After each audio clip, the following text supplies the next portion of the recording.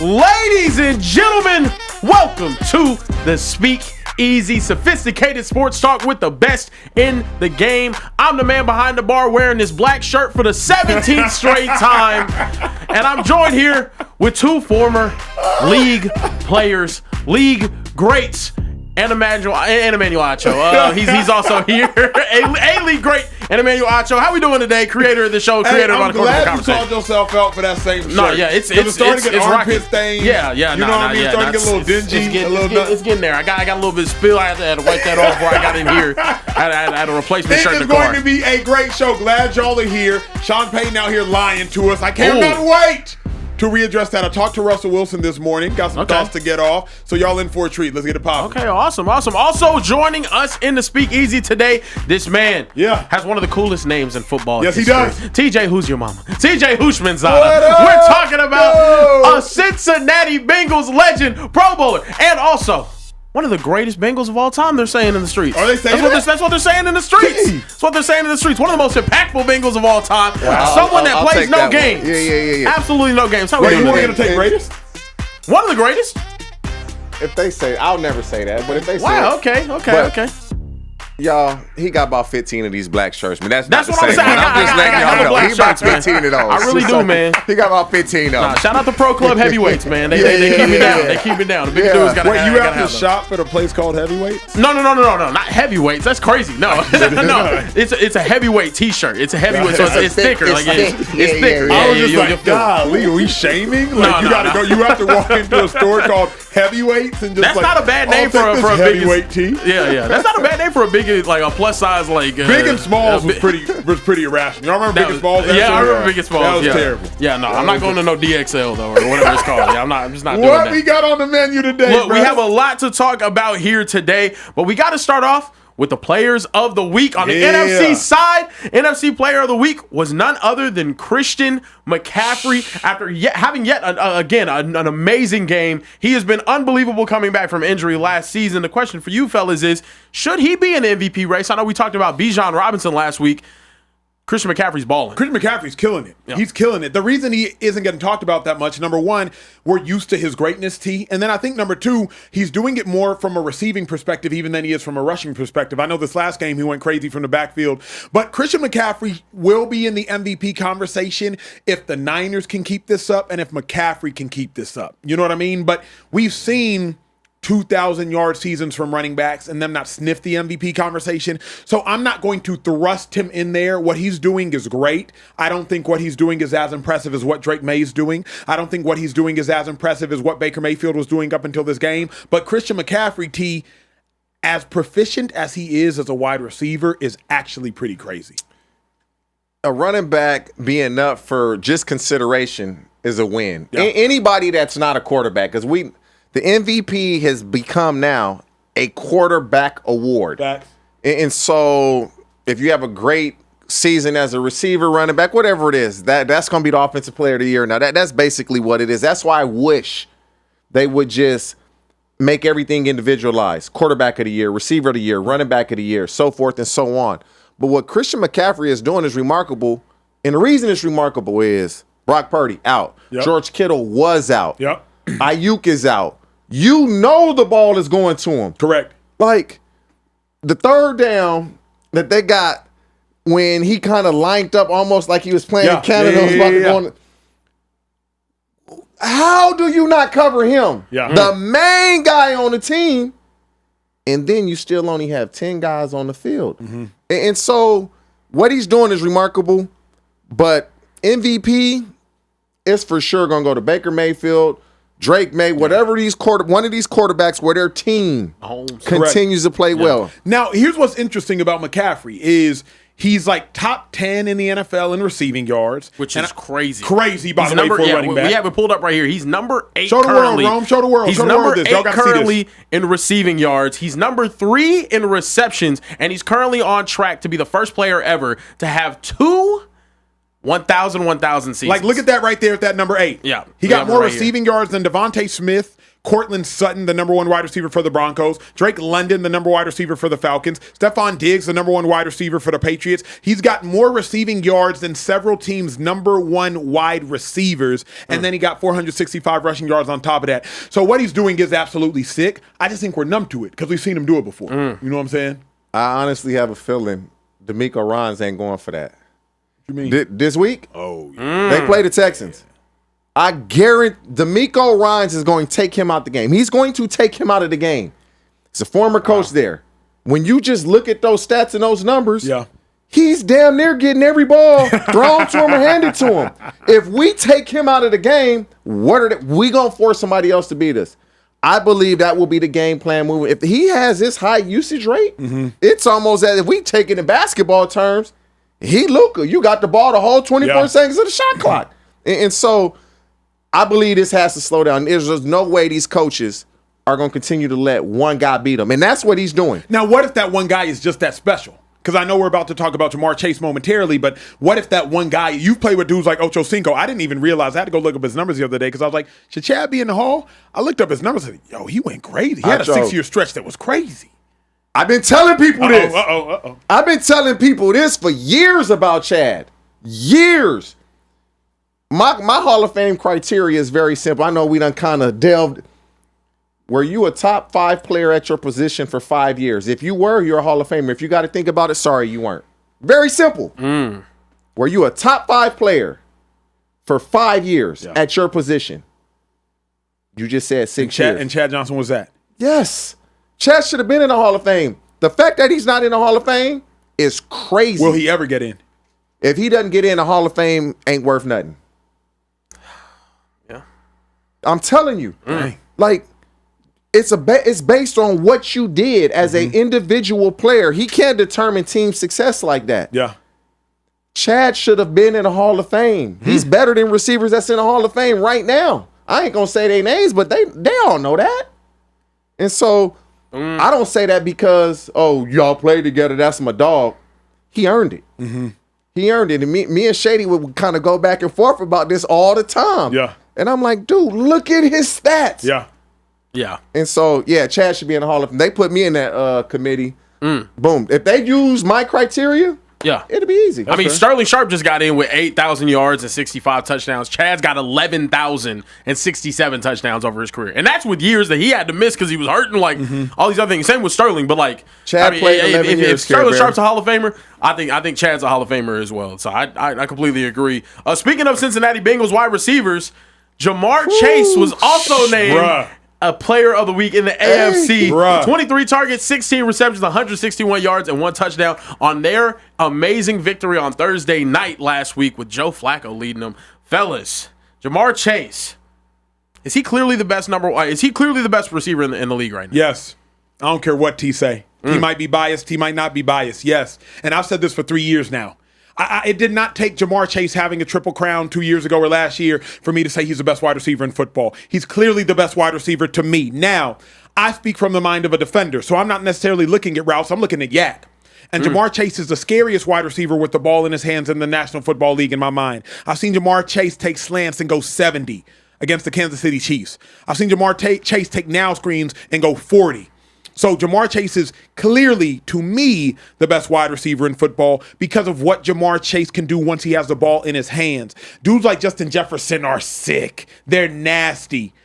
But to me, just JJ got to really cook somebody. Jamar don't have to route you. Jamar can just take a now screen and go the distance. So for me, my top 3 right now, Jamar Chase is 1, Justin Jefferson is 2, A.J. Brown is number 3. In that order. And then we can start talking about CeeDee Lamb, Puka Nacua, amongst others. But for me as a defender, Jamar Chase clearly number 1. But to you play wideout. You know best. Jamar Chase is the best receiver in the league. And that receiver, we're so dependent upon everybody else. O-line has to block well. Quarterback has to throw me the ball. I have to catch it. I have to get open. The way he's playing, but 23 targets? It's not too many guys in the history of the league ever, one game, get 23 targets. And so that's the belief the coaching staff has in him. But more than anything, that's the belief that the quarterback Flacco had in him. Every pass play is 1-on-1. I'm throwing it to 1.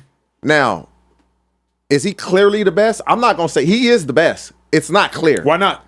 Justin Jefferson is really good. Justin Jefferson just doesn't have a quarterback the quality that Jamar Chase has. When he did have a Kirk Cousins or a Sam Darnold, to me it was nip and tuck, pick your poison.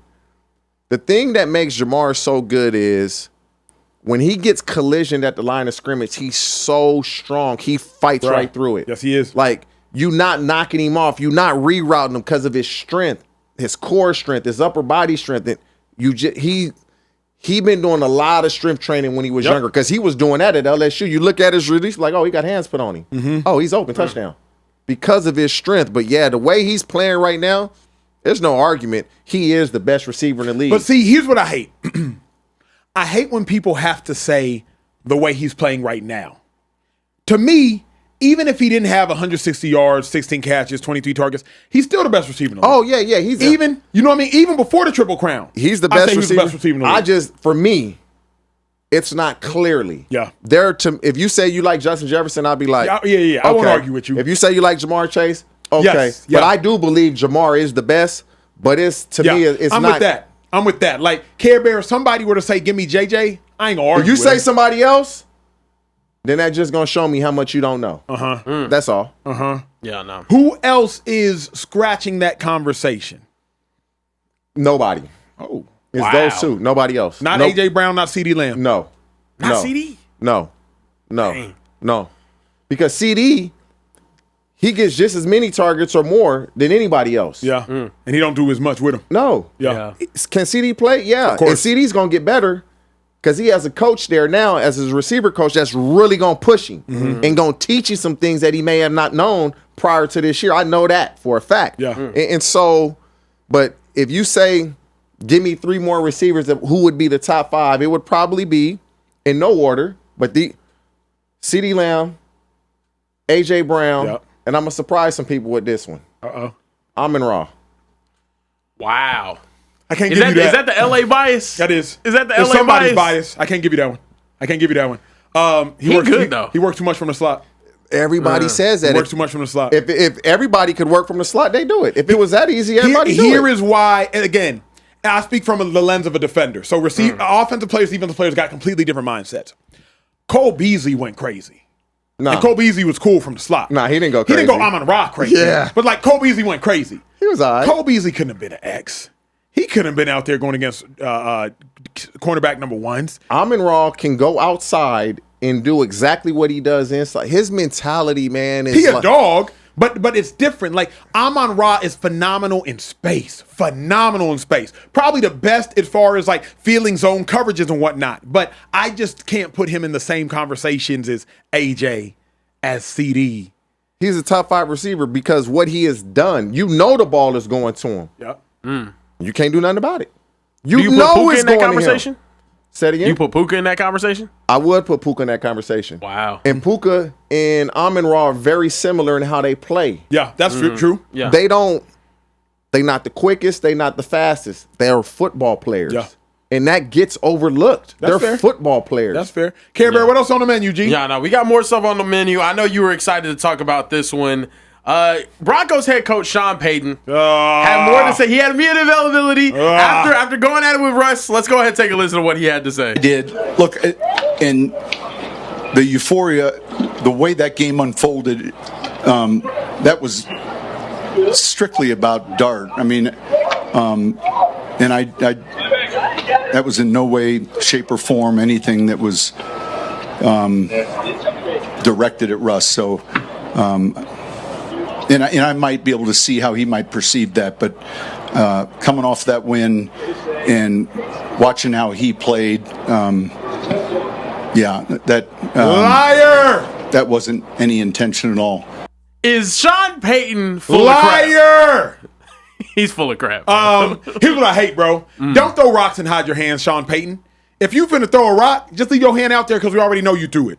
Don't come out here and say that in no way, shape, or form was ill-intended or meant to disparage Russell Wilson. Obviously it was. And the thing that kills me about this whole thing, T, is like Russell Wilson's biggest crime is being too nice. It's his biggest crime. Yep. His biggest sin that he's committed in the National Football League is just being too nice. And sometimes being too nice is unrelatable, so you could suggest that's his crime as well, but it's being too nice. Sean Payton robbed Russell Wilson of another 30-touchdown season. That's a gigantic mark for a quarterback. Sean Payton is the same as Russell Wilson. They both got 1 Super Bowl, but Russell Wilson also got 10 Pro Bowls. You know what I mean? Like, Russ and I had a conversation earlier today. I'll keep it off the record per his request. But I will simply suggest that, like, Russell Wilson is rightfully hurt by these remarks. And he's hurt by these remarks because Russ didn't do nothing to Sean Payton. So why are you bad-mouthing him? Why are you lying on his name? And even what I've heard through the grapevine, when Russ was a free agent testing the quarterback market, not a free agent, excuse me, when the Broncos were moving on from Russell Wilson, and maybe he was a free agent, correct me if I'm wrong, Sean Payton was disparaging him to coaches. It's only 31 coaches around the league. They're going to ask Sean Payton, hey, why'd you move on from Russ? And Sean Payton going to undermine him.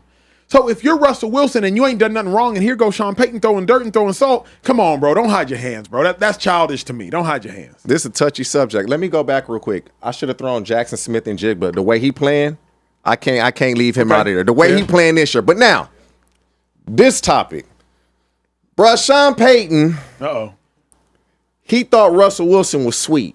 Yeah. What I mean by that is he thought Russell was softer than baby shit. So he felt like he could say whatever, and Russ is not, he ain't gonna say anything back. He thought Russ was gonna take that comment because he's taking, again, I don't know Russell Wilson, but what you said is absolutely correct. Because he's so nice, people think he's sweet. So when he made that comment, he thought Russ was just gonna take that comment and just, okay, I'm gonna wear that one and I'm not gonna say anything. So then when Russell Wilson replied, it shocked Sean Payton. So now he has to come out and say, oh, I wasn't talking about Russell. Yes, you were. It's okay to say you don't like him. I don't know why you don't like him because you didn't give him the contract. Yeah. He was in Denver before you. Yeah. You benched him. You moved on. Yeah. It is what it is. And if you are going to talk about him to other coaches privately, that's what you want to do. But to take a shot at the man, oh, we wish we could have gone again. Like, why would you do that? That's just not cool.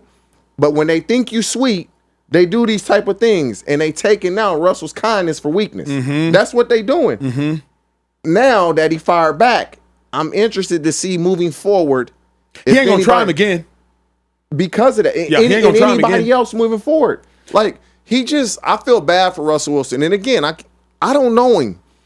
But just the comments that people make about him is because he's such a nice guy. You say, ain't nobody this nice, man. He got to be fake. He a $3 bill. and that's because we're not used to people being as genuinely nice as he seems to be. Correct. And here's what I love. What you said is, I don't think Sean Payton going to try him again because Sean Payton didn't realize the backlash he was going to get. Like, Russell Wilson's tweet got 25 million views. 25 is 300 Americans in the country. 25 million is, y'all do the math at home. It's like about 10%. Hey, and you know his people, and you got to reply to that. You can't just let him get correct. And he probably was like, nah, I'm going to turn the other cheek. And you know he probably didn't want to do it, but he was, man's enough. Enough is enough. Yeah. And I'm for one glad Russ is fed up because Russ had to make an example out of one. He chose to make an example out of Sean Payton. Stop trying me. Because at the end of the day, here's what frustrates me most.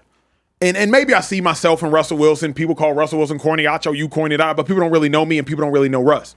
Is Russ has done better than you at everything. Whoever you are. Whoever you are, Russ has done better than you at everything. Russ is more likely a better husband than you. He's more likely a better father than you. Russell Wilson has bagged a more desired wife than you. Russell Wilson has more money than you. Russell Wilson is better at his job than you are at your job. Russell Wilson is a Hall of Famer at his career. So if you hating on Russ, just make sure you know, whoever you are, hi, I'm you, Russell Wilson is probably better at life than you.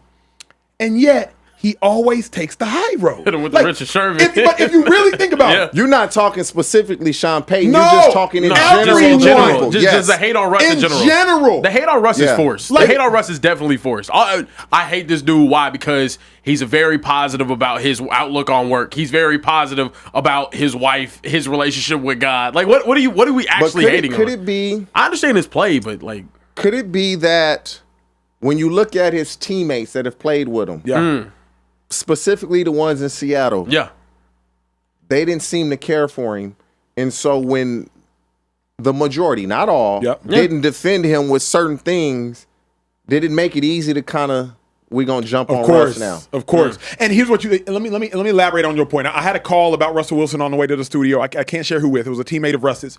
But I think Russ's teammates didn't seem to care for him because Russ didn't know how to care for them. Okay. If I'm being real. Like, that makes sense. It's cool, Russ, to invite your teammates to church. But respectfully, you got to go to the club with them too.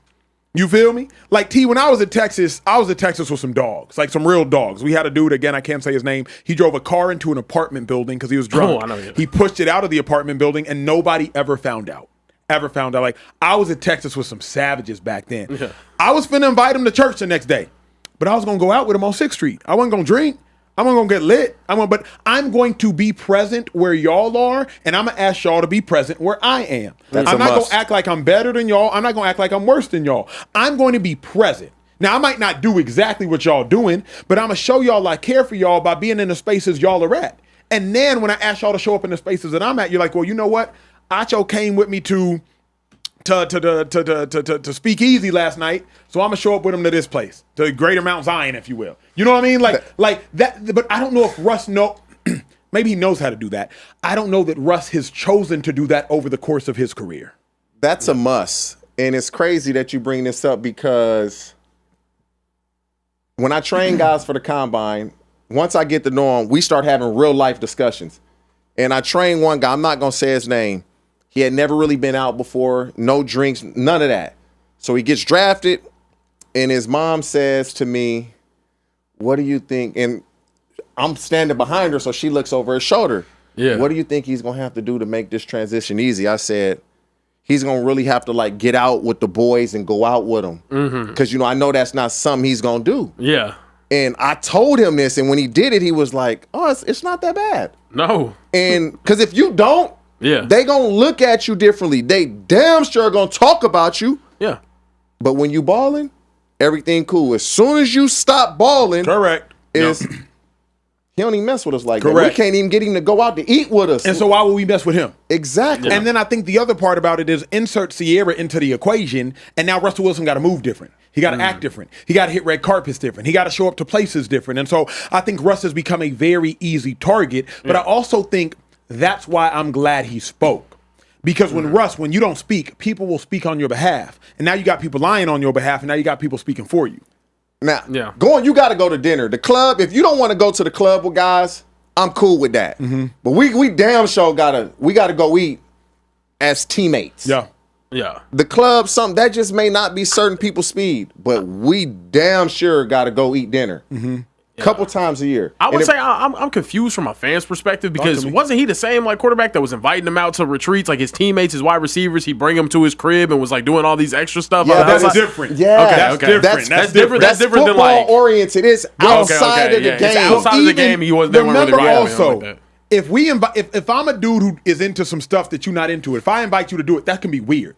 I forget who it was. It might have been so many people we can't say their names. But James Jones said he had a teammate invite him to a getaway. Like every now and then a receiver would have to plan a specific activity. One time it'd be Jordy, one time it's D Drive, one time it's Greg Jennings, James, Randall Cobb, etc. Can't tell you what receiver, but one receiver planned that like the activity was going to be to like go to Napa Valley and like drink wine and taste test wine and like smell the roses. And James was like, bruh, I grew up homeless, bruh. I ain't into all this Napa Valley wine tasting stuff. Yeah. So though that receiver's intentions were great, that's not necessarily the bonding we're looking for. Yeah, you got to be able to meet someone in the middle. You asking James to do something that they don't really get down with. Yeah. You know what I'm saying? Exactly. Yeah, like, I hear you. I'm not a drinker. I would go out. I was a designated driver. They be like, you going out? I'd be like, nah, I ain't going. Come on, soft ass boy, let's go. Come on, I'm about to get wasted. I need you to. And so then I started being a designated driver for a lot of guys my first couple years in the league. Because I'm not drinking. We got to get practice. We got to go to practice. Yeah. You know how it is. They get up, they drunk, they go sit in that sauna steam room for about an hour. Yeah. They ready to go. Yeah. They're ready But to go. you know the crazy thing is, bro, you can put yourself in positions without crossing your line. Bro, I almost got whooped. True story. I almost got whooped by Lamar Jackson in downtown not Lamar Jackson, by Lamar Houston, teammate of mine in college, on 6th Street because I wasn't drinking. Lamar handed me a drink. I said, nah, I'm good, bro. He said, drink, and started cussing me out. I said, I'm good. Now, Lamar was obviously drunk at the time.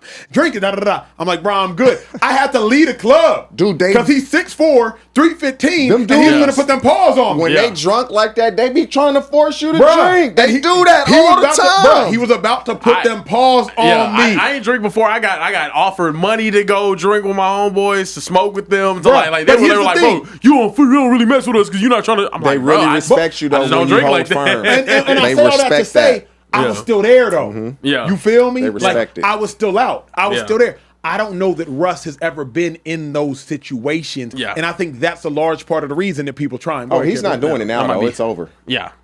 Yeah, he's locked in with Sierra. Yeah. I mean, I even saw him at the Pro Bowl last year. It's just like everybody else was like, oh, my family's here.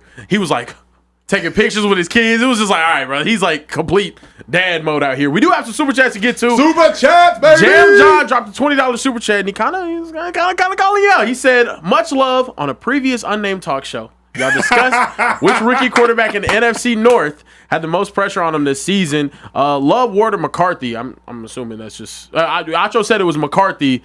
Thoughts 7 weeks through the season on who? On JJ McCarthy. I'm assuming. Yeah, he's nothing to think about. Yeah. Nothing to think about. He ain't played, and when he did play, he didn't really change our lives. He had that one game. He came back. It may have been against the Chicago Bears. It was the Bears week 1. Yeah, that was a bad game. That was a bad game. Had a great last quarter. Fourth quarter. Had a great last quarter. Yeah. JJ, I can't even talk about JJ. He need to get right because if Carson Wentz ends up starting over him, what were you even talking about? Yeah, I guess. Maybe I didn't really understand the question. You might have to specify in the comments. But we had a $5 super chat also from Dominic Scott. Said Mike McDonald should have been Harbaugh's successor. Now the Ravens messed up and Seattle seeing the benefits from their mistake. I can't agree with that. Me neither. We'll address that. I can't agree with that. Who is to say that Mike McDonald is a Super Bowl winning caliber coach? Not even that. Successor. Damn, you think Harbaugh about to retire anytime soon from coaching? Yeah. And so what, Mike McDonald not going to sit around for 15, 20 years You were going to fire waiting? him to hire someone that he just hired at that point. You know, it wasn't like a McCarthy and Schottenheimer type situation. It wasn't going to be like that. Moving forward. Fellas, how many damn times have I had to say they need to take a microphone away from Tua Tagovailoa? Anybody, take it. Take it away from him. All right, we're gonna listen to him again. This is what he had to say this week. I think with that, some of it has to do with being able to see guys, with their guys also up front and our guys. And I'm not the tallest guy in the back there either. So being able to see, and then, sometimes when that happens, you don't want to just throw it blindly. You got to progress. So I think that had some merit to reasons as to why that happened for Waddle. We know that Mike. Fellas, as a quarterback in the National Football League, as a 5-star recruit who played at Alabama, for a first-round draft pick at the quarterback position, what are we talking about right now? Go ahead, T. For me, when you're asked this question, this is when you give them coach speak. The way the defense was playing, we weren't able to get him the ball as much as I would have liked. They took him out the game, and we couldn't get him. He didn't get the targets that I would have liked. Never do you say, I'm not the tallest guy back there. I just couldn't see. Because you've been playing quarterback your entire life. You played at Alabama with some dudes at 6'5", 6'6", 6'7". You could see then. Mm-hmm. A couple years ago when you played great, you could see then. It wasn't a problem then. Why is it a problem now? Because you were drafted in the first round because you saw very clearly. Mm-hmm. You got that contract extension because you saw very clearly. So now you're telling me you can't see. Mm-hmm. And so to me, it comes off as he's making excuses about why he isn't performing well. And we get mad when guys aren't truthful. He should have said, the defense did a great job taking them away. I have to do a better job getting them the ball. Very simple. That's what should have been said. Where my one shot? Tua, stop being so honest. Please. Lie. Please lie. Please, just a little Tua, bit of lying. Lie. Cap a little bit. 4 weeks ago, you said, Josh Allen, man, he can just do so much stuff I can't do. Now you can't see well enough to target your $85 million wide receiver, and you're making $212 million, so $300 million is just gone to waste? Lie, Tua. Please, lie. Stop telling us what you can't do. Tell us what the heck you can do. Like, Tua's killing me, bruh. Because if you're a Dolphins fan, we already know your limitations. Don't remind us of your limitations. Yeah. You feel me? Tua's that dude in that relationship was like, I know I'm not that tall, and my hairline's kind of receding, but I have a really good heart. I have a really good personality. Tua, don't nobody check for that dude. Put your shoulders back, stand up straight, act like you 6 foot for real, and walk out there and go get a number. This is where my hug at Tua again. And the worst. And I can't do it, This might bro. be worse. Why? This first with the Josh Allen, I can't do half of the stuff that he does. He's all at 6'5" and 230 and has a huge arm and he can run faster than me. And also, I'm short. I can't see over the line that well. So sometimes I can't hit my number 1 wide receiver. But can I get a hug? What are we? But yeah, but Can I get a hug? you probably never like a guy like me. How are Dolphins fans supposed to feel He's like, saying you that? never like a guy like me, guy? Yes, that's what he's being right now. This is what happens when you lose. This is what happens when you lose. Everything is micromanaged. You overanalyze. If they were winning and he made that comment and they had won the game, it would have gotten glossed over. But when you're losing games and everybody's job and ass is on the line, when you make comments like this, it's, that's why they're losing. Very simple. If Tua don't believe in himself, and I'm sure he does, but out of the overflow of the heart, the mouth speaks, right? So if Tua doesn't fully believe in himself because he keeps talking like he doesn't believe in himself, at what point can we stop believing in him? Because y'all know me. I used to be on Tua's bandwagon greater than anybody on national television. Yeah. But at the point in which he keeps telling us what he can't do instead of what he can do, should we just start listening to him? Or is it, who cares if we believe in him when his teammates stop believing in him?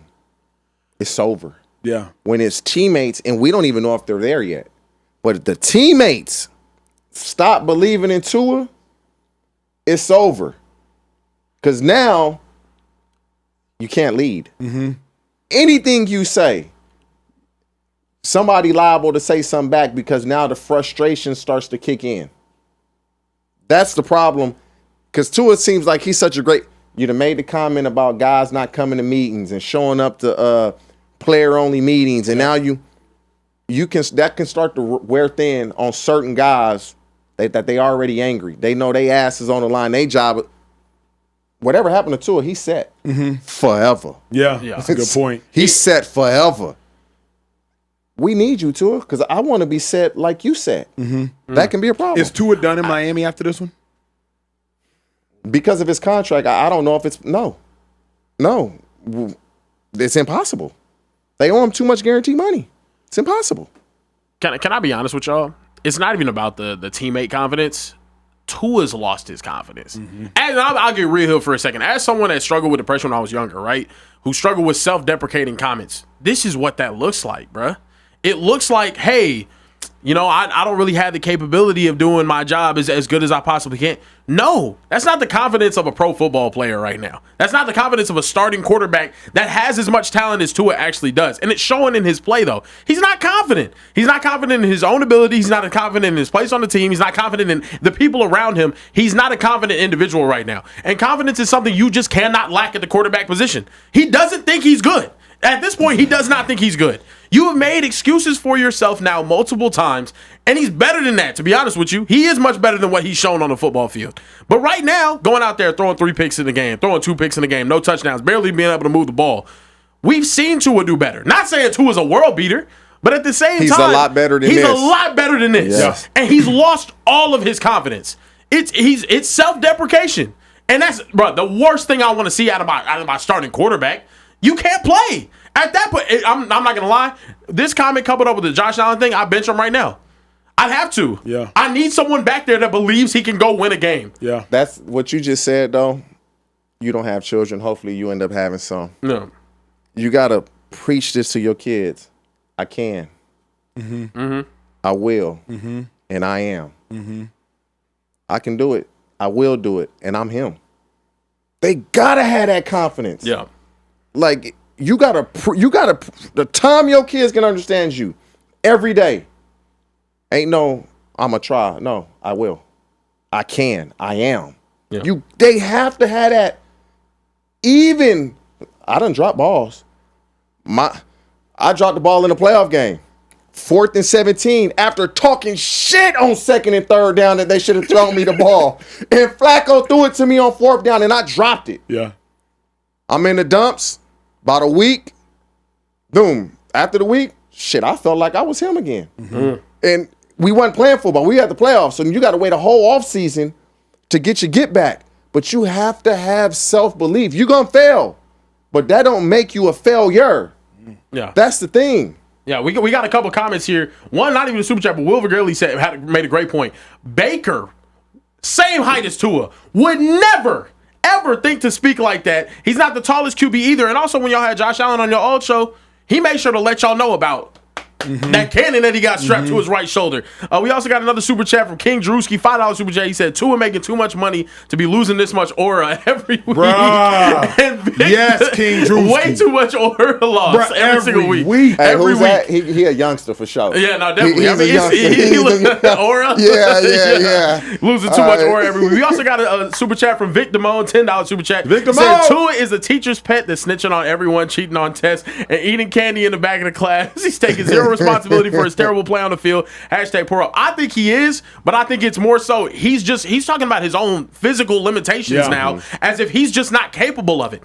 No, I'm not giving you that excuse. You can't. I feel like I'm talking to my kid when he's lacking confidence right now.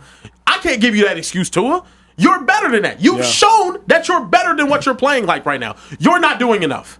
And also, losing your confidence is even worse. That's the worst thing I can And my thing see. is this, Tua, you might not be the biggest, fastest, the strongest, but lean into what you are. I'm smarter than everybody. And I'm accurate. And lean into that. Yeah. Lean into that. You might have a bigger arm than me. Congratulations. You're just going to throw a further inaccurate ball. Yeah. My DB coach, Dwayne Akina, used to always say, Acho, a 4.440 is just a fast mistake. So if you fast and dumb, a 4.440 just a real fast mistake. So shout out to those that got strong arms. But Tua, lean into what you got. Congratulations. You're going to be a phenomenal at overthrowing the football. You feel me? And that's my dilemma with Tua. But Care Bear, where we at, G? Yeah, no. So look, we got to keep it pushing. We got to talk about a quarterback with a lot of confidence. Shedeur Sanders. Browns head coach Kevin Stefanski had a media availability and essentially said Shedeur's not getting any first team reps. I'll let you guys listen. 1 second. Where my audio at? We'll get you guys going here in a second. 1 sec. And Okay. we don't have audio. Yeah. Just read it. Just read But it. yeah, Just read essentially he said being a young quarterback, he wants to make sure that Dylan Gabriel's getting a lot of the first team reps. It's different when you have a vet like Joe. So when Joe Flacco was the starting quarterback, Dylan Gabriel was still getting some first team reps in practice because he felt like, maybe Joe didn't need those reps. But now he's saying because Dylan Gabriel's a starter and young, Shedeur Sanders isn't getting those first team reps. The question for you guys is, though, should Shedeur be getting first team reps? Absolutely. Wow. Every team that I've played on, the backup always, all right, practice goes like this. You have in team run 8 to 12 plays, depending on what you guys are working on. Then you go team pass, same thing, 8 to 12 plays. And you go 7-on-7, 8 to 12 plays, and you may do that twice. Every section of that, the backup is going to get 2 to 4 reps. Every time. 2 to 4 reps, just in case. The starter is not taking no damn 12 reps in a row. In team run, 12 reps in a row, team pass, 12 reps in a row on 7-on-7. The backup always gets reps. Let me push back, T. Let me push back. If the starter is a vet, yes. then the backup gonna get reps. Because when D'Amico Ryans was the number one and I'm his backup, D'Amico Ryans not taking all 12 first-team reps. Absolutely not. Acho, get in there for about 8 of them. And the worst part is, I'm going to take more first-team reps than D'Amico, and I ain't finna see the field on Sunday. I'm going to see the field on kickoff, kick return, punt return. That's it. So if D'Amico's there, yes. But when D'Amico got hurt, and now I'm running with the ones, my backup's not getting first-team reps. Acho, you taking all the first-team reps because I can't afford for you to go out there and make a mistake. You're not as good as D'Amico. You're not as experienced as D'Amico. You're not as savvy and veteran as D'Amico. So you better see every single look in practice. I'm not going to have the practice squad guy that's now been elevated splitting any first-team reps with you, Acho, because you need to get them all. Dillon Gabriel is a pup. Dillon Gabriel can't afford to be giving Shedeur Sanders first-team reps because Dillon Gabriel not good enough to give away no first-team reps. Joe Flacco, Gabriel, get all the first-team reps you want. What happens if Dillon Gabriel goes down now and Shedeur ain't getting reps? Over. But that is the plight of a backup in the NFL. That's why I wish y'all knew more about like what it is to be a backup in the league. You never really did, in my opinion, I assume. But like if you a backup and you go ball. I was a backup. Were you? Yeah. When? My first 2 years in the league. Then you get it. If you a backup and you go ball, that's even greater because you likely didn't get much first team run. There were times D'Amico or Michael Kendricks, the starters, got hurt. I got to go in and I got to make calls to Fletcher Cox or Trent Cole or Connor Barwin. I got to go make calls to Brandon Graham. I got to make calls to Malcolm Jenkins. I got to make calls to Nolan Carroll or Byron Maxwell on the outside. And I didn't practice with them all week. I practiced with the twos all week. You know what needs to happen? I went to a practice NFL team. And maybe this coach is just smarter than everybody. The starters were done with practice. They went into the locker room. I had never seen this. I had never participated in any type of practice like this in my career. The backup stayed on the field for 30 to 45 minutes, and they got all the reps that the ones did in practice just with the backups. So now you are getting the same reps. You just aren't going against the starters. So it's all the backups now are basically going through the script. Yeah. 7-on-7, team pass, team run, 30, 45 minutes. But that defeats the purpose of this. Because if Shedeur is getting reps with backups, who cares if he's getting more reps? He's getting reps with backups. At least he's able to process, okay, on this play, if I get single high defense, this is my progression. If I get two high defense, this is my progression. In essence, he's just running scout team. Yeah. So, yeah, he knows their offense. But when you say set Hut in a real game, they moving a lot faster. Can I ask everybody this, though? He should be getting reps. If Shedeur is a backup, why does everybody want to treat him like a starter? I don't want to treat him like a starter. Give him his 2 to 4 reps. That's all he should get. He shouldn't get any more than that. But here's the problem, He should get some first-team reps. Here's the problem. It depends on what organization you're a part of. If I'm a coach, I'm not giving away first-team reps from my rookie quarterback. Okay. It doesn't make any sense. Yeah. Like, I got a rookie quarterback, Dillon Gabriel, that has played, at this point, maybe 120 snaps in the National Football League in real ball.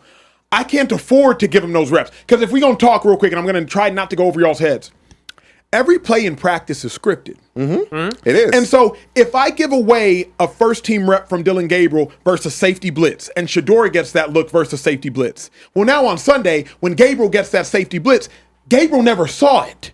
Shedeur saw it. Gabriel watched it on tape the next later that day in practice, but Gabriel never saw it. Gabriel never went to the line, hey, easy.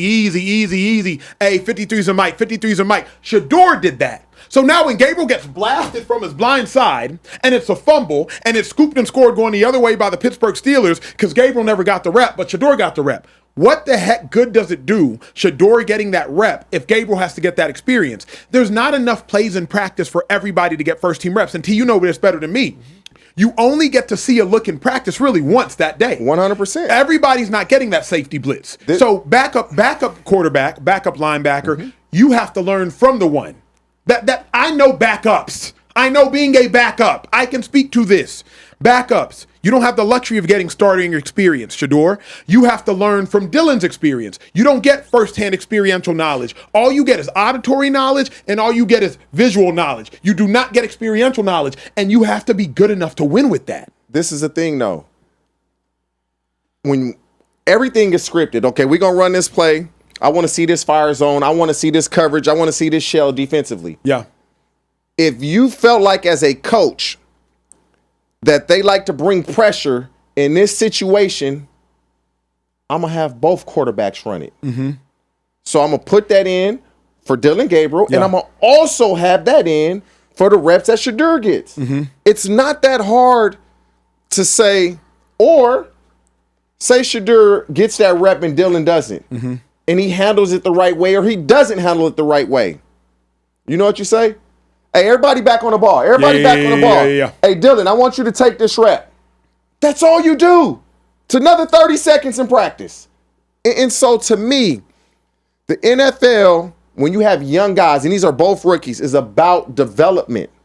It's about development. And so you want Dylan Gabriel to develop because he's your starter. Exactly. But you also want Shedeur Sanders to develop because he's one play away now. But T, this is what frustrates me so much about these conversations, bro. Backups, more in my experience, obviously your experience is different. Backups aren't finna take first team reps from rookie starters. No. You're a backup. Be a backup. But because it's Shedeur, now all of a sudden the Browns are going to get criticized for not giving Shedeur first team reps. When backups, you don't get first team reps. Now in T's experience, like you can get 2 to 4. But I'm sitting here saying like Shedeur is a backup. Treat him accordingly. Media, you as well. Us as well. But like, why are we trying to placate like, he's Shedeur Sanders, so he needs to get some first team reps. Bruh, I don't know that. Who's the backup for the Cowboys? It's Joe Milton. Joe Milton ain't getting no first. He might get first team reps because Dak Prescott's not getting no reps. Like Dak Prescott doesn't need the. Let me tell you this: Russell Wilson not getting first team reps from Jackson Dart. No. Jameis Winston not getting first team reps from Jackson Dart. Yeah. Whoever's backing up Cam Ward, Will Levis not getting first team reps from Cam Ward. All the rookie starters are getting all of those. This is my thing. First team reps. Shedeur's also a rookie. That's though. the biggest Do we not problem. care about his development as well? Because to me, this is the thing. You had if you look at the rep splits in training camp, he's losing out reps to Tyler Huntley or whoever it was behind him. Kenny Pickett's getting all these reps and you trade him away. Joe Flacco's getting all these reps and you trade him away. Where are Shedeur's reps supposed to be? And look, I understand he's not a part of the game plan. I get that. Dylan Gabriel is the starting quarterback. You should move accordingly with that. But my thing is though, if it's not just, I'm not asking for him to get a lot. 1-2 reps. A couple of looks. And we're talking first team reps again for clarity. Obviously, Shedeur gets reps in practice. We're talking first team reps. The problem is, y'all, I hate all this, and this is funny.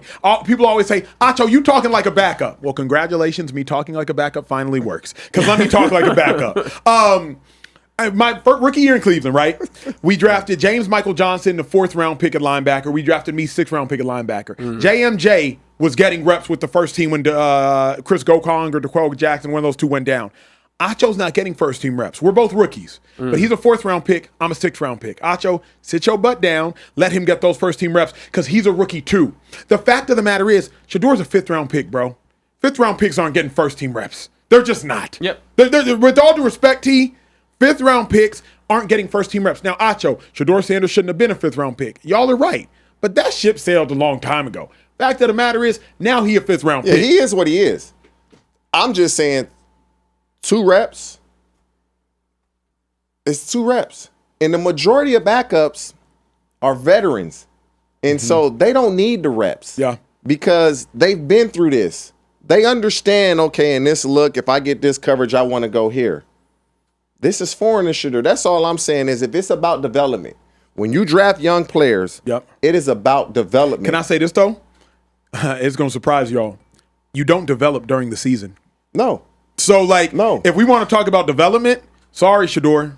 Sorry, Gabriel. Sorry, Acho. Sorry, backup T. Whenever you were backup, you don't develop during the season. You develop in the offseason. I mean, Bryce Young developed during the season. It's okay getting benched and then having to come back. Getting better doesn't necessarily mean you developed.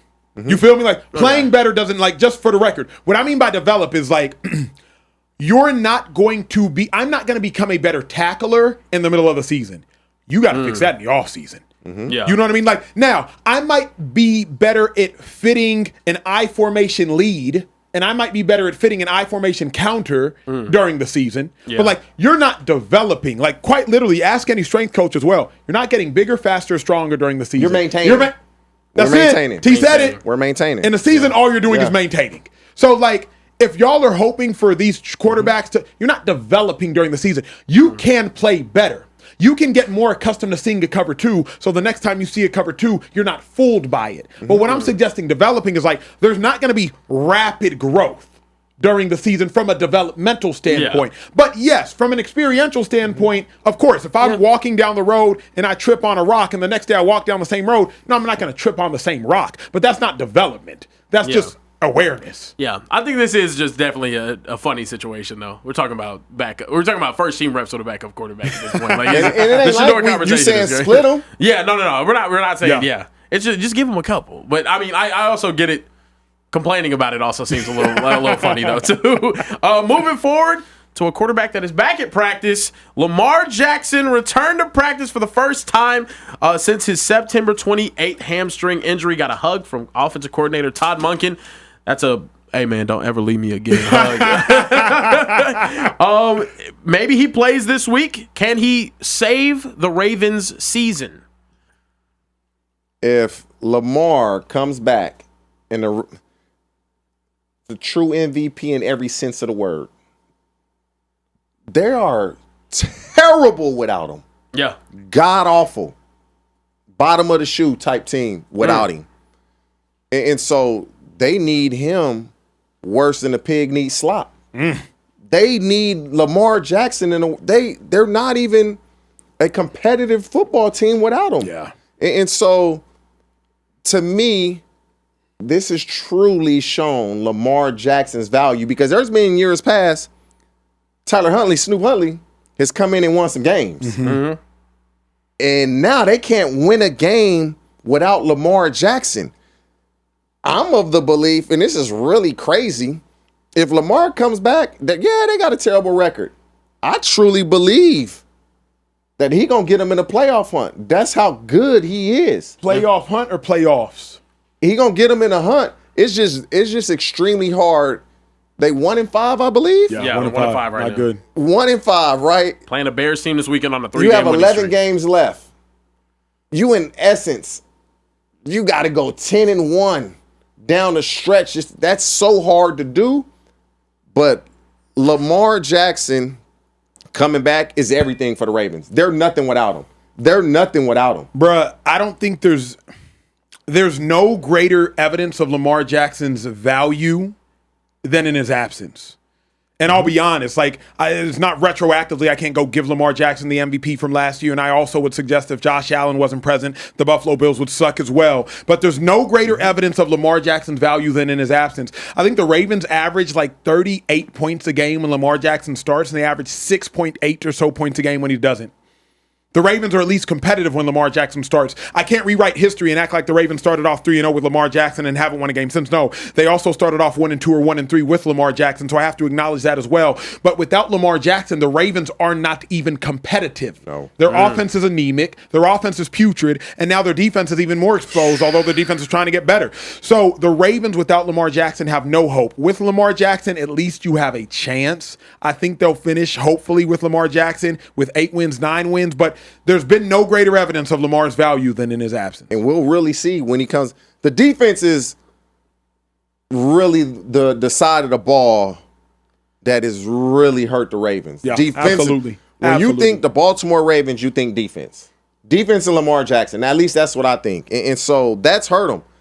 But Lamar coming back is going to make the defense better now. It's going to make Derrick Henry better. You lose some games early in the season that you probably should have won. You can't go back and change that. But with Lamar Jackson, even if he's not 100%, he can't really run. You got to respect him as a player and the competitor that he is. And so the Ravens, to me, they play the Chicago Bears. This is a must win for them.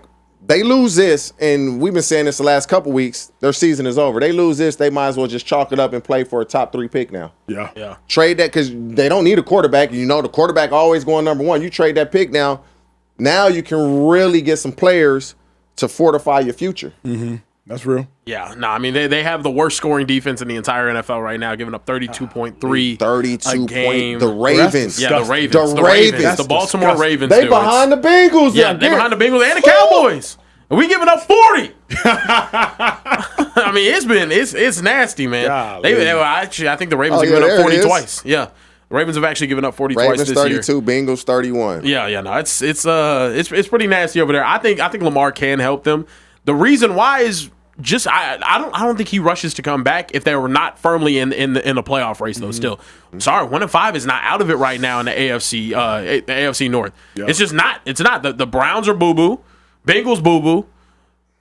Steelers they can possibly win that division if they get on a run. They get on a run. They can win that division. That is what it is. Speaking of boo boo teams in the AFC, we got to keep things pushing. The Jets owner came out and had some words about Justin Fields earlier, essentially saying that, if they could complete a forward pass, they would be a whole lot better than they are.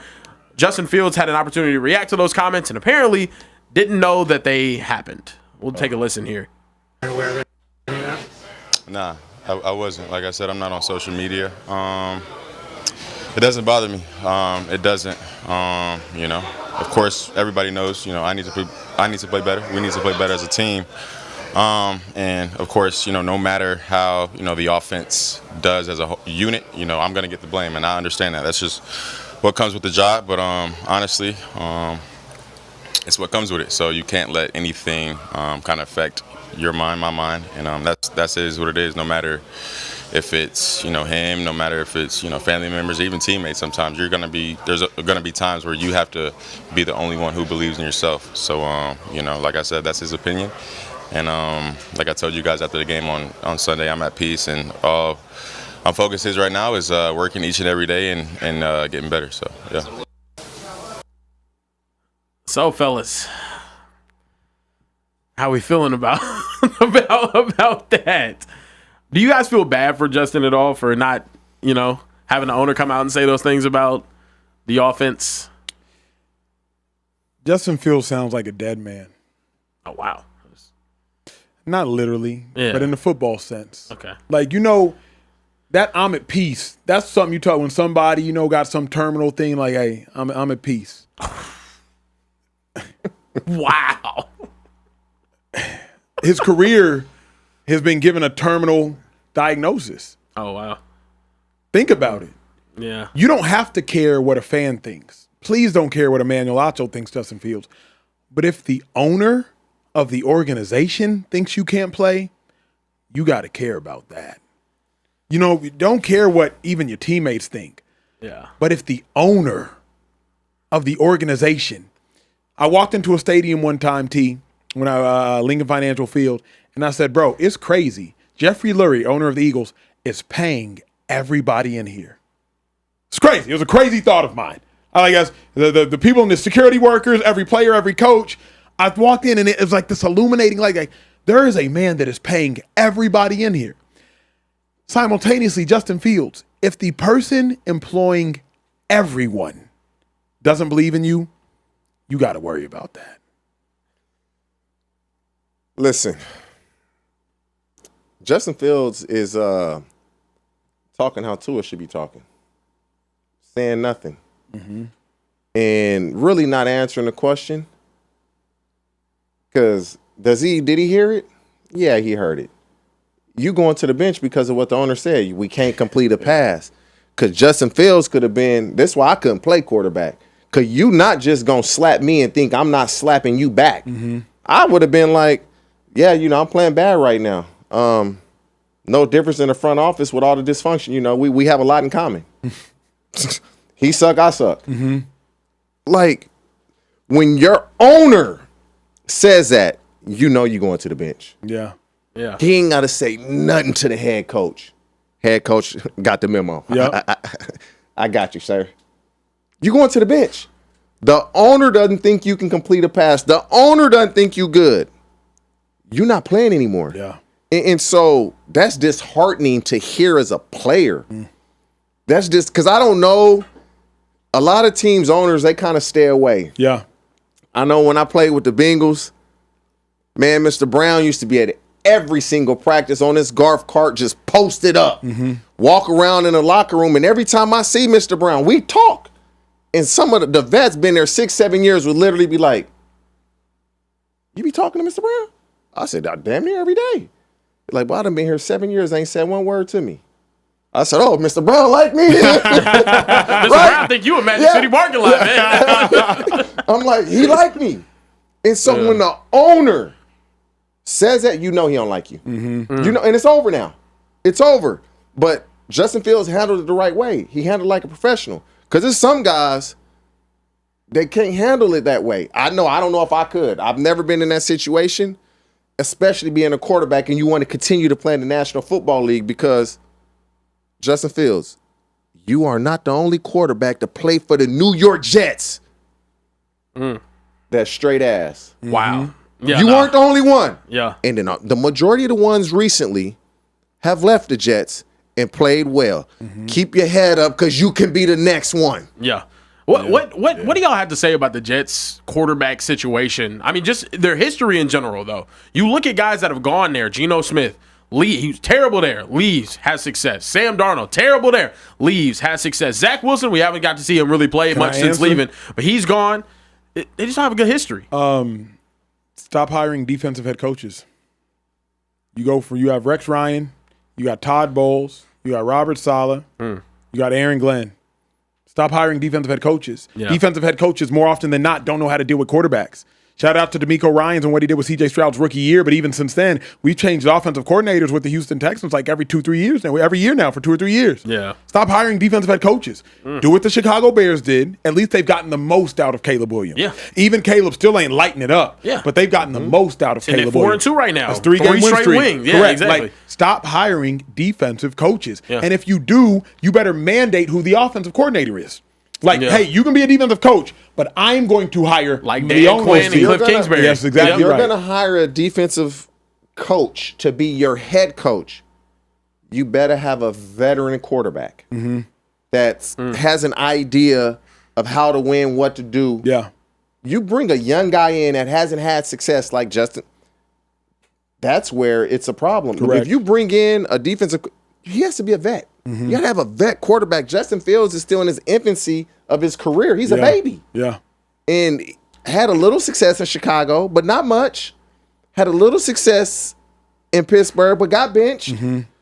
That's a great point when you go from Rex Ryan to Todd Bowles to Salah. Yeah. Now Aaron Glenn. Yeah. All defensive Defensive guys. coaches. All great coaches. Phenomenal coaches. But Defensive coaches. yes. Like, go hire an offensive coach. Yeah. It's a tough situation for them right now. Moving forward, though, we got to talk about a team that has a defensive head coach, but actually knows how to kind of do something with it on the offensive side of the ball. But not right now. Quarterback Jayden Daniels suffered a low-grade hamstring strain on Sunday when we beat the dog piss out of them Commanders. He's going to be out for the Monday Night Football game against the Chiefs. Marcus Mariota is set to get the start. Acho, I know you've been talking about this a lot this season. Is it time to hit the panic button for Jayden Daniels coming back from injury and now out again? Absolutely. Being a phenomenal athlete is not just about your ability. Being a phenomenal athlete is about your sustained health in any sport. Derrick Rose likely would have been one of the greatest athletes in the NBA generation, but he got hurt. So it's not just about your ability, Andrew Luck. It's about, can you sustain health? Jayden Daniels is a phenomenal talent. He's a phenomenal human being. I've gotten to chop it up with him before, but he has to make sure he can stay healthy. Because all that talent is cool, but if you can't stay healthy, then we can't even put you in this conversation. That's why when everybody's like, Jayden Daniels is top 5 after last season, I said, I got to see him do it again. I was one of them. I was one of them. And I'm like, I got to see him do it again. Because can you stay healthy? Can you keep your mental straight? It's so fascinating to me when we try to compare people to the next legendary great, right? Whether it's Sloane Stephens is going to be the next Serena Williams, Naomi Osaka is going to be the next Serena Williams. You know how hard it is to be that good for that long? It's not just about being that good. Yeah. It's about staying mentally and physically great. So Jayden Daniels, it might just be an anatomy thing. It might be a kinetic thing, but he has to find a way to stay healthy. Of course I'm panicked because it's only his second year. If this continues to happen, now we got real issues. Yeah.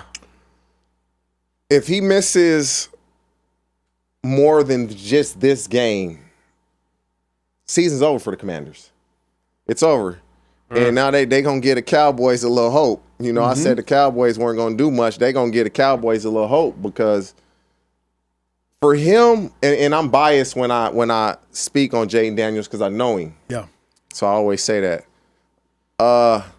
When you have that type of rookie season, you come into this second season feeling like I'm about to really go crazy. Yeah. Boom, injury. Yep. Come back. Boom, another injury. Yep. Well, what is hurting? Terry McLaurin holds out the entire offseason. Where he at now? He's hurt. Mm-hmm. Happened with Ayuk last year with the Niners. Yes, sir. Now, Debo didn't play last week. I just don't understand. Like, you don't learn because the general manager of the Washington Commanders was in San Francisco. He was in San Francisco. So you kind of saw from afar what was going on in San Francisco with Ayuk. He holds out. He gets the deal. He gets hurt. McLaurin holds out. He gets the deal. He gets hurt. Although not season ending, but the injury now has affected your quarterback because he's forced to do more with less. And so this should be a lesson learned. He's going to miss this week with a hamstring. A hamstring is tricky. When he get back this offseason, I'm going to get him right. Because I'm like the king of hamstrings, as many as hamstrings problems that I had. But the Commander's season, he missed one more game. It's over. But this is why I can't crown cats too quick.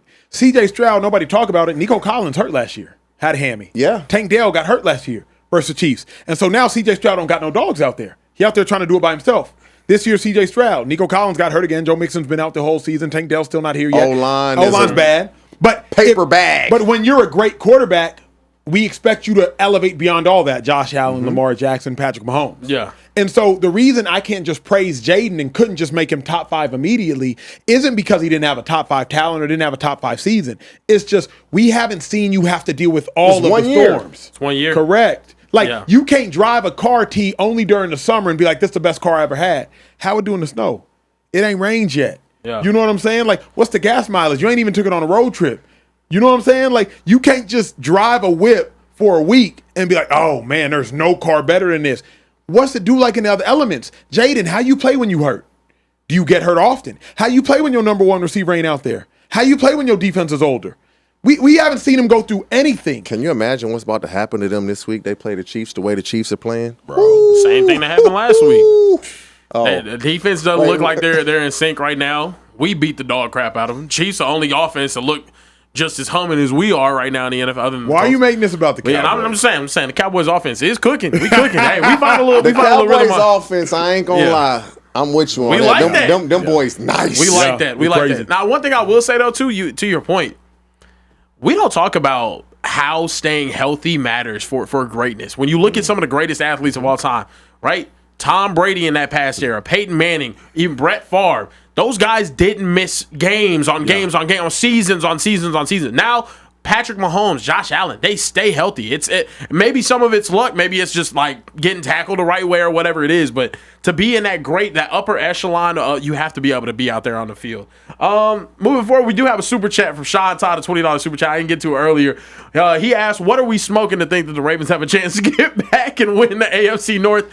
That Lamar Jackson pack, brother. That's pretty much it. Lamar is Lamar is under center, you think they always have a chance. That's fact. Yeah, Maybe I'm delusional. Yeah, no, that's really all it is in terms of in terms of believing that they might get back there. But yeah, no, it's their defense is terrible. Matabike, yeah, Matabike is out. So yeah, I'll make sure I said it right that time. You know? Don't want to get the Nigerian father out on this.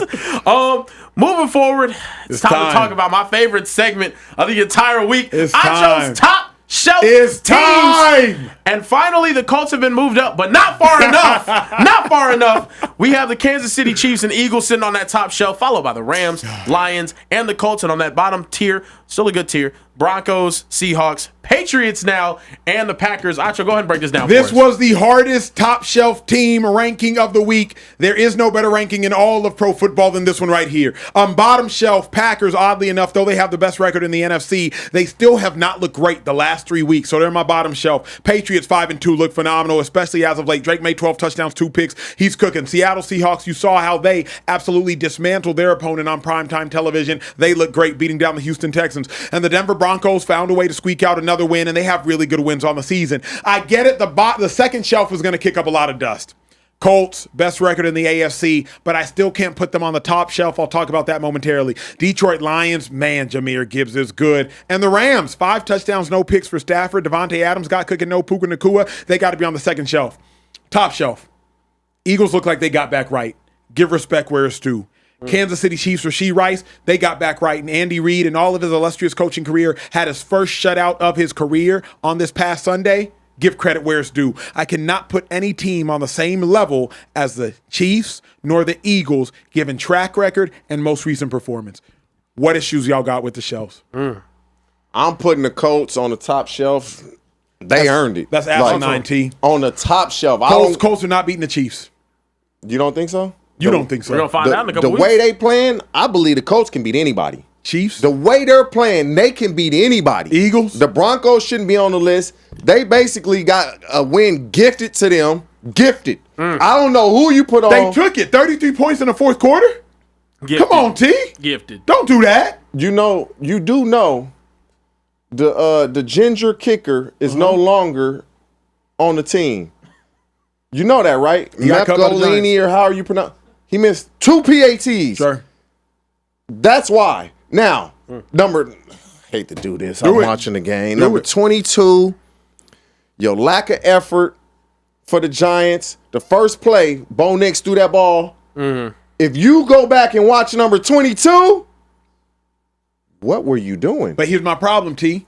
If you want to tell me the Broncos shouldn't have won that game, you know what I'm going to tell you? Colts shouldn't have beat the Broncos. Very true. So, like, we can't play that. Very, very true. Hey, and you know who I'm impressed with? Who? And they probably can move up? Who? Talk to me. Patriots. Yeah. God, they nice. Yeah, they good. The Patriots They good. is like, They good. That's a good one. it just shows you, man, what a coach can do. Yeah. Vrabel comes in and it's like, voila.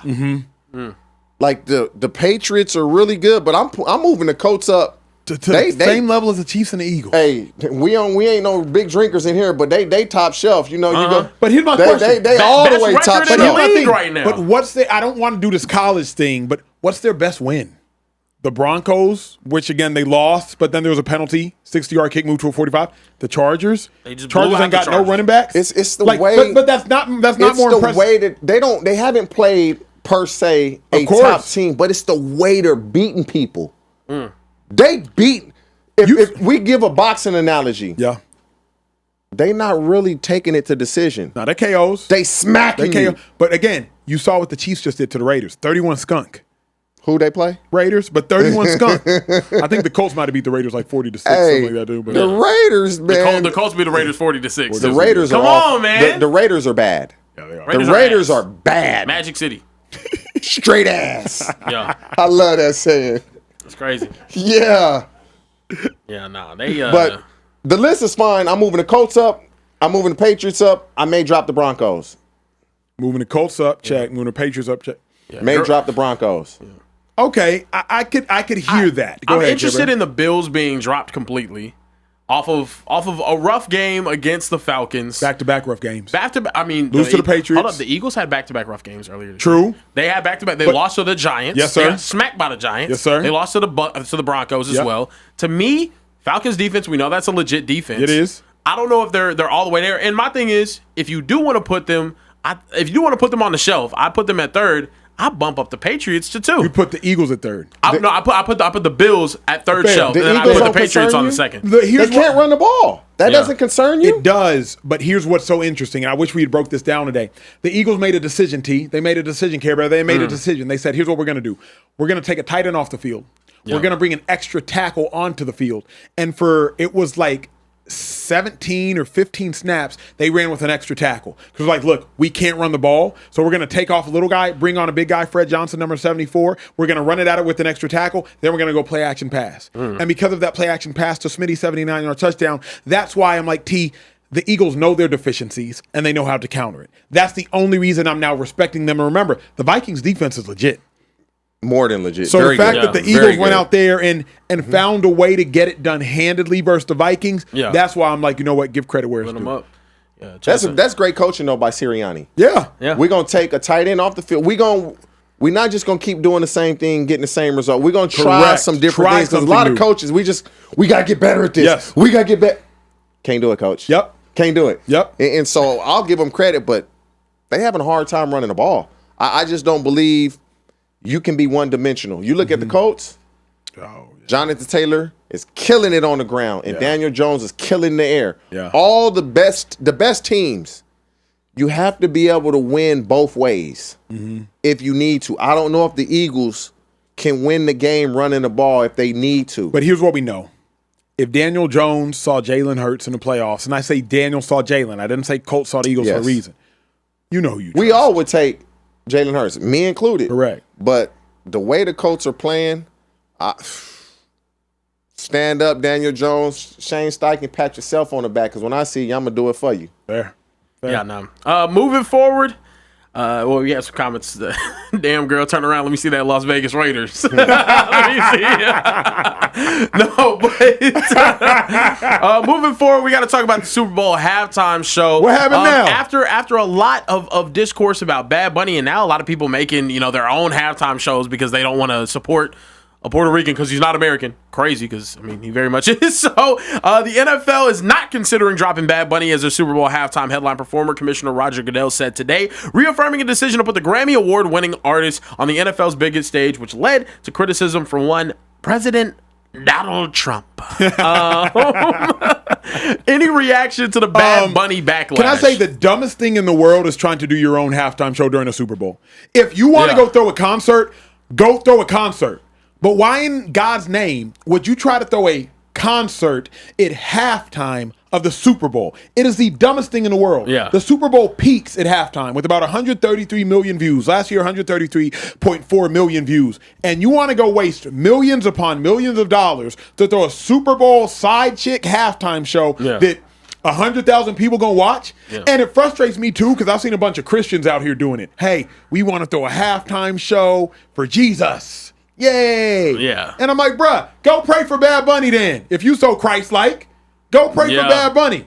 It's the biggest waste of time, biggest waste of money, biggest waste of energy, biggest waste of effort. And it also frustrates me why we draw the line now.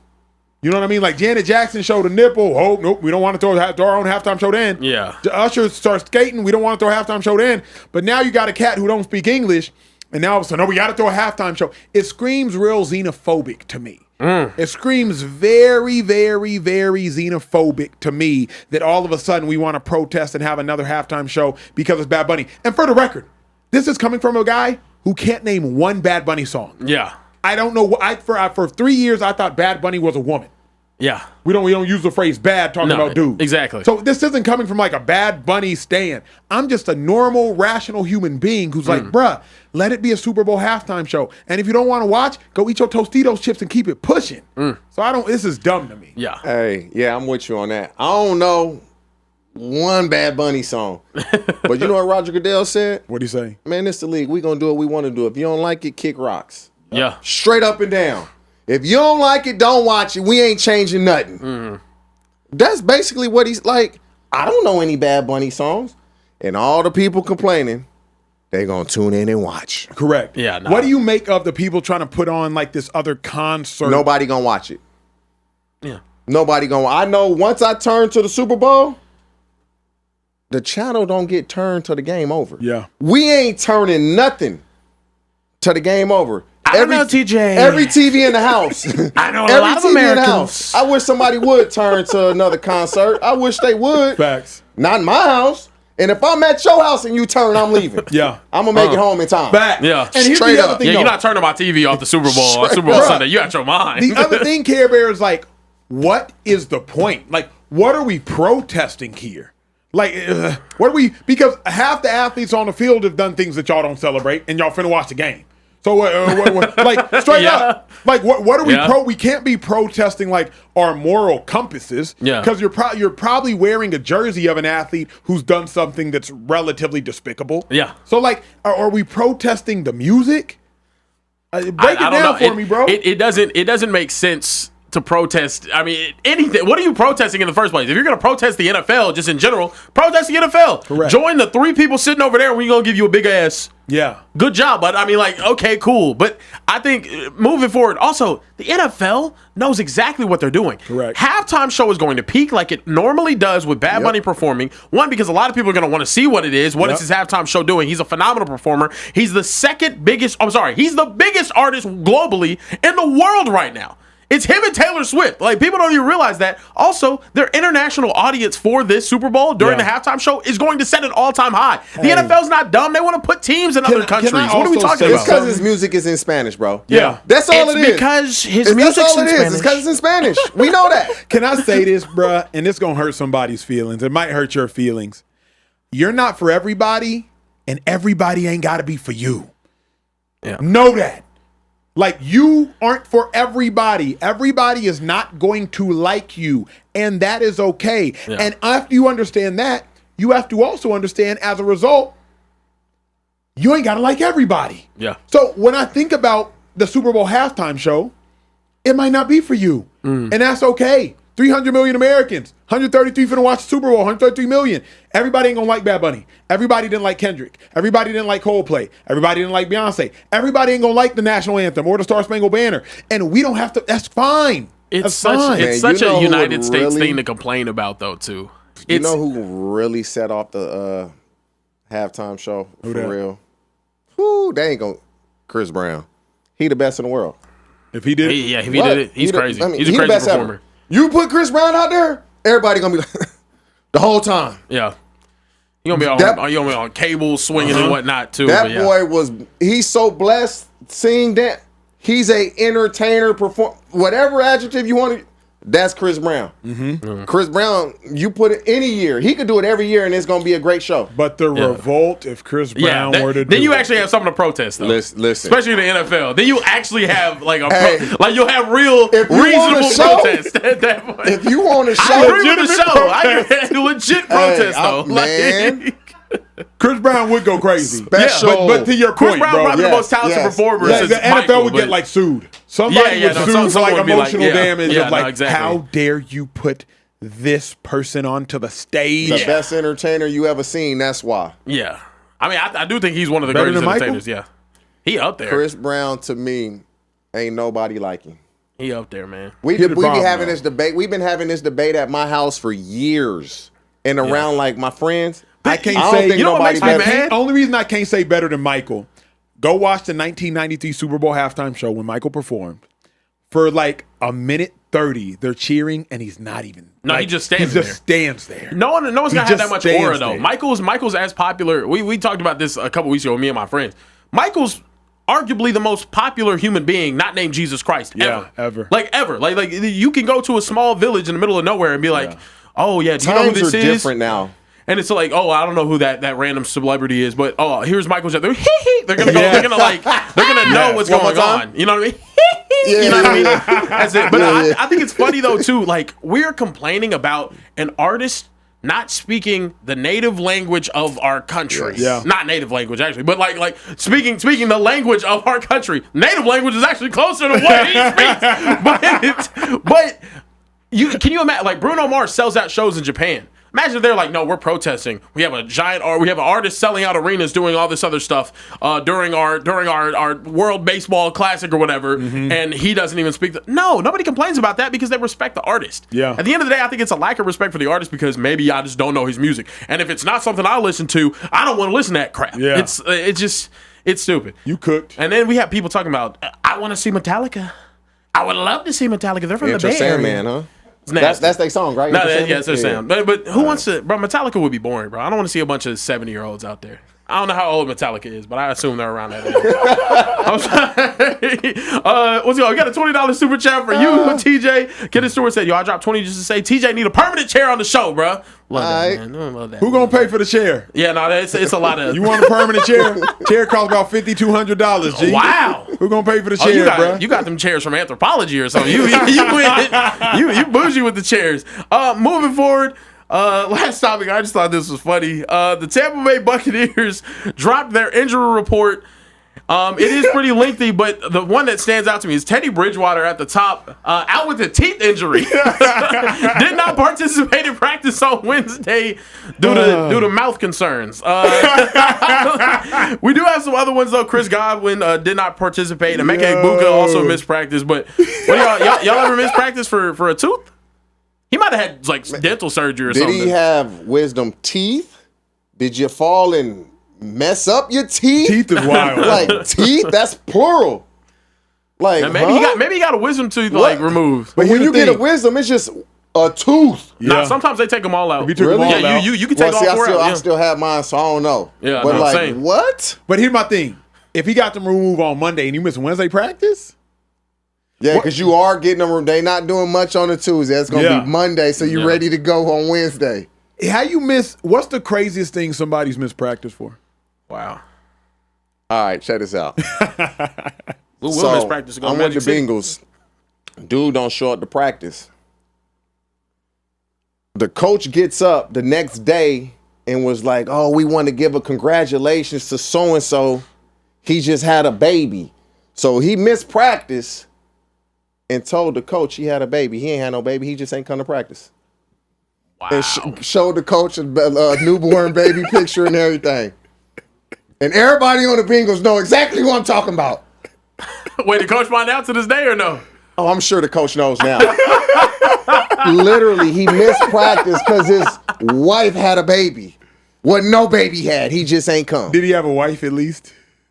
Yeah, he had a wife. But she wasn't pregnant. Wow.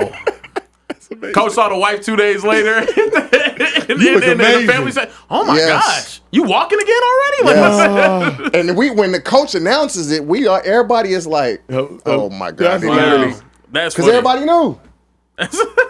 That's funny Yo, though. That's a great way to end the show. Yeah, no, that's a good one. That was a We're great going to way. head the last call. I got to get out of here and cry. Wemby whooped my team on the basketball court bad today. was We got cooked by like 20. It was bad. We Hey, the Spurs, man, they Yeah, loaded I know. though. Nah, yeah, Wemby. Too many guards. Yeah, Wemby dropped 40 and 15 on us. Yeah, Cooper Flag had a rough night too. 10 points, 10 rebounds. But, it is what it is. I'm going to go back and, recover from that. So It's you okay. all Dallas. I'm all Dallas everything, unfortunately. It's a rough time for us right now. But we've reached last call. It's time to close up the bar. Fellas, y'all want to leave us with any last thoughts? Who we got tomorrow? We playing? got I'm sorry. Chargers. The Chargers and the Vikings. Chargers and Vikings tomorrow. Yeah. Wentz playing? Wentz starting? Yes, he Yes. is. Yeah. Wentz is playing again. I like the Superchargers. Okay. Chargers gonna win. Yeah. You like Joe Superchargers? Alt will be back. Is he? Offensive line will be fortified. Yeah. They need Joe a Alt's running back. game, They though, need bro. that one back. Yeah. Having Hampton out hurts them. They, That Chargers hurts are a next year team at this point though. That hurts them. Hampton Dang. year 2, Slater and Alt back. That's gonna be a problem You for that think, offensive line. Quentin Johnson has earned a 5th-year extension? He's earned the pickup his 5th-year option. That's what I'm saying. Yeah. Yes. And you see Rondé Gasson, what he doing now? Rookie 5th-round pick, tight end. Single yard leader ever in the history of the Chargers. Had 164 yards Sunday. Oh yeah. I also 5th-round promised my pick out of friend. Syracuse. Oh yeah, no, tough. I also promised my friend I give him a shout out Tyler Warren for the Colts. Balling right now. He's been unbelievable. He's How another reason the hell why. you draft Colston Loveland ahead of Tyler Warren? Doesn't make sense in retrospect. No, it didn't make sense at the time. It didn't make sense at the Tyler time. Warren too. is clearly better. maybe upside. Can you imagine Tyler Warren Yeah, on it's the upside. on the Bears right now? Wow, And that'd be Coach crazy. Lufson, he was injured at the combine. He sling nothing? on it. Yeah, he Yeah. had sling Nah, on his he was shoulder. hurt. He had reconstructive shoulder Yeah, surgery. yeah, no. It is what it is. We actually got beat What by time we 30, on? 33. We're live tomorrow, 11:15 p.m. Eastern. If you're watching in the chat still, drop that like button before you get up out of here. Hit the subscribe Shady button McCoy and the bell button to be notified when we're back going in the live. building. We got Shady back in the building tomorrow, 252 Live. Hopefully they don't fight anymore. Last Thursday's show was crazy. For me, for TJ, who's your mama? For Emmanuel, Acho, for everyone out in the back, go ahead and make some noise in the back. That's what I'm talking about. Everyone out there in the back. Thank you guys for watching. We'll see you guys next time right here in the Speakeasy. Peace.